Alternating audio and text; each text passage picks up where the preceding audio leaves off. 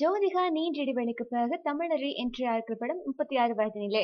இந்த படம் மலையாள படமான ஹவால்தாரியோ படத்தோட தமிழ் ரீமேக் ஆகும். இந்த படத்தை மலையாளத்தில் டைரக்ட் பண்ண அதே டைரக்டர் ரோசன் ஆண்ட்ரியூஸ் தான் இந்த படத்தையும் டைரக்ட் பண்ணி இருக்காரு. இன்னைக்கு இந்த படத்தோட ஆடியோ லான்ச் மிக பிரம்மாண்டமா நடைபெற்றது. இந்த படத்தோட ஆடியோவை சூர்யா மற்றும் ஜோதிகாவோட குழந்தைகளான தியா மற்றும் தேவ் பெற்றுக்கொண்டாங்க. இது வித்தியாசமான நிகழ்ச்சி மட்டுமல்லாம எல்லாத்தையுமே வெகுவா கவர்ந்தது. இந்த ஆடியோ லான்ச்ல கலந்துகிட்ட சூர்யா பேசுறப்ப நான் சினிமாவுக்கு வந்து 17 வருஷம் ஆச்சு.